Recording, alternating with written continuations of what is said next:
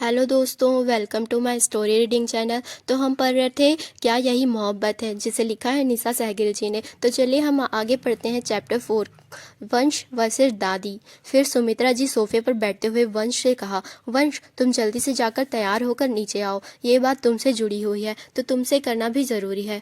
वंश सोफे से खड़ा हुआ और कन्फ्यूजन से बोला, मुझसे जुड़ी हुई कौन सी बात है दादी, अब भी बता दीजिए ना। इस बार सुमित्रा जी के बजाय राजन जी ने कहा, क्या तुम्हें एक बार में बात समझ नहीं आती है? माँ ने कहा है कि जल्दी से रेडी होकर नीचे आओ।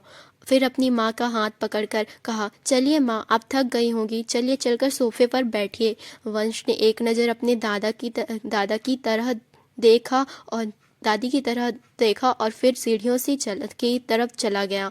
कुछ देर बाद पूरा परिवार इस वक्त नीचे हॉल में जमा था। तभी वंश एकदम से गुस्से से अपनी जगह से खड़ा हुआ और अपनी दादी से कहा, दादी मैंने आपको पहले ही कह दिया था ना, मुझे शादी जैसे झंझट में पड़ना है नहीं, और फिलहाल कुछ सालों तक तो मैं शादी करने की सोचूंगा भी नहीं, फिर भी आप मेरे सामने रिश्ता लेकर आ गई। सुमित्रा जी ने राजन की तरफ देखते हुए कहा, राजन समझा लो अपने बेटे को, मुझे गुस्सा आ गया ना तो इसकी पिटाई कर दूंगी मैं। बस मैंने एक बार कह दिया ना कि इसकी शादी उसी लड़के से होगी तो बस होगी, इससे आगे मैं कुछ नहीं जानती। वंश ने चिढ़ते हुए कहा, ये आप ना बार बार मुझे पीटने की धमकी मत दिया कीजिए, और मैं डरता नहीं हूँ आपकी पिटाई से, समझिए आप। और अगर आपने ज़बरदस्ती मेरी शादी की बात की ना तो मैं घर छोड़कर चला जाऊँगा। वंश की बात सुनकर थोड़ी दूर पर खड़ी सिम्मी मन ही मन बोली, बस दादी एक बार आप भाई की पिटाई कर दीजिए, बड़े दिन हो गए हैं उन्हें पिटते हुए नहीं देखा है।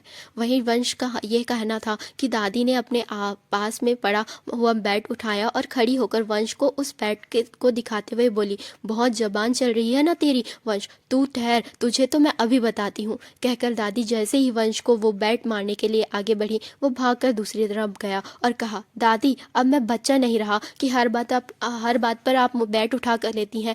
बस मैंने कह दिया ना कि मैं शादी नहीं करूँगा तो नहीं करूँगा, बस। अब पूरे हॉल में यही नज़ारा था कि वंश आगे आगे और सुमित्रा जी अपना बैट लिए पीछे पीछे भाग रही थी। सुमित्रा जी अब बूढ़ी हो चुकी थी, इसलिए उन्होंने ज़्यादा भागा नहीं जा रहा था। तभी राजन जी उठे, उन्होंने अपनी माँ को पकड़ते हुए कहा, बस कीजिए माँ, आप चिंता मत कीजिए, मैं हूँ ना, इसकी शादी तो उसी लड़की से होगी जिसे आपने इसके लिए पसंद किया है। सुमित्रा जी इस वक्त भागने की वजह से हाँफ रही थी, इसलिए राजन जी ने उन्हें वापस सोफे पर बैठाया और सिम्मी से कहा, सिम्मी जाओ दादी के लिए पहले पानी लेकर आओ। सिम्मी ने हाँ में सर हिलाया और वहाँ से चली गई। वहाँ दिव्या जी जो कब से ये देख रही थी, उन्होंने वंश को समझाते हुए कहा, वंश तुम 25 साल के हो गए हो बेटा, अब शादी नहीं करोगे तो कब करोगे?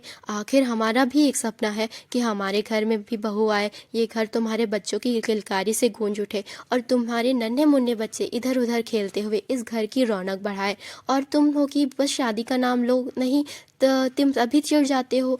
वंश जो थोड़ी दूरी पर अपनी कमर पर हाथ रखे अपनी दादी को देख रहा था, उन्होंने अपनी माँ से कहा, माँ कम से कम आप तो शुरू मत हो जाइए ना, पहले ही इन लोगों ने मेरा जिना हराम किया हुआ है, बस मैंने कह दिया ना कि मैं ये शादी नहीं करूँगा तो नहीं करूँगा। वो कहकर वो सीढ़ियों की तरफ जा ही रहा था, तभी राजन जी की भारी आवाज़ उसके कानों में आई, चुपचाप वापस आओ, यहाँ पर खड़े हो जाओ वंश, वरना सच में तुम्हें इस घर से बाहर निकाल दूंगा, भूलो मत कि ये घर अभी भी मेरा ही है।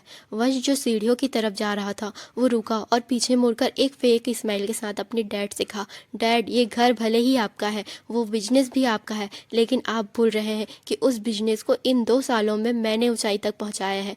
वंश की बात सुनकर राजन जी का गुस्सा एकदम भड़क गया। वहीं दिव्या जी ने अपना सिर ना में हिलाया और सिर पर हाथ रखते हुए कहा, बस अब हो गया दोनों बाप बेटे का युद्ध, और बीच में मैं पिसूंगी मैं।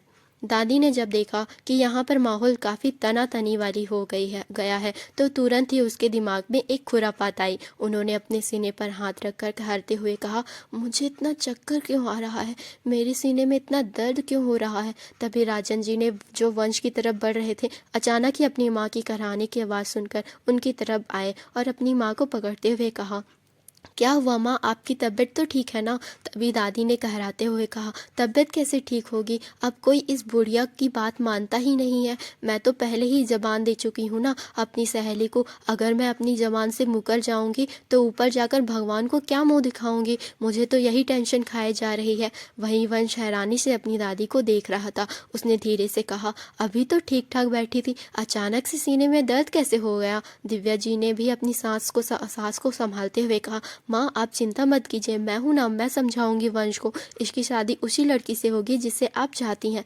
दादी ने कुछ ज़्यादा ही एक्टिंग करते हुए कहा, ये नहीं मानेगा दिव्या, मैं जानती हूँ इसे मुझसे ज़रा भी प्यार नहीं है, कितनी मन्नतों से मांगा था मैंने इसे, और ये निमोही मेरी ही बात के खिलाफ जाता रहता है। क्या करूँगी मैं ऐसी ज़िंदगी जीकर जब मेरा इतनी मन्नतों से मांगा हुआ पोता मेरी ही बात की वैल्यू नहीं कर रहा है। हे भगवान, मुझे उठा लो, मेरा तो इस दुनिया के से दिल ही उठ गया है।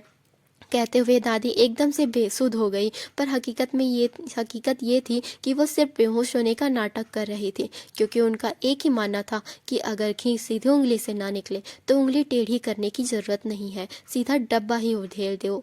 राजन जी ने जल्दी से दादी को अपनी गोद में उठाया। उन्होंने उनके रूम की तरफ ले जाते हुए कहा, नालायक, खड़ा खड़ा देखता रहेगा या डॉक्टर को भी फ़ोन करेगा?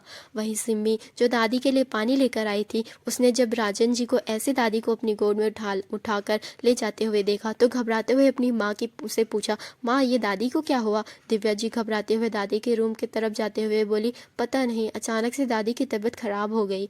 अब सिम्मी भी दिव्या जी के साथ उनके रूम की तरफ चले गई। कुछ देर बाद डॉक्टर दादी का चेकअप करने के बाद वहाँ से चले गए। उन्होंने साफ कह दिया था कि दादी को किसी भी तरह का स्ट्रेस नहीं देना है, वरना उनकी तबीयत और भी खराब हो जाएगी।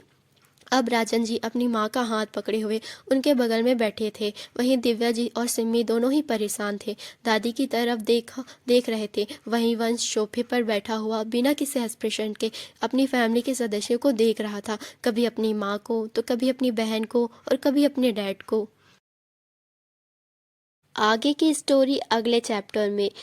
आपको मेरी स्टोरी रीडिंग अच्छी लग रही होगी तो प्लीज़ मेरे वीडियो को लाइक कीजिएगा, शेयर कीजिएगा एंड कमेंट कीजिएगा, और मेरे चैनल को सब्सक्राइब कर लीजिएगा। Thank you for watching.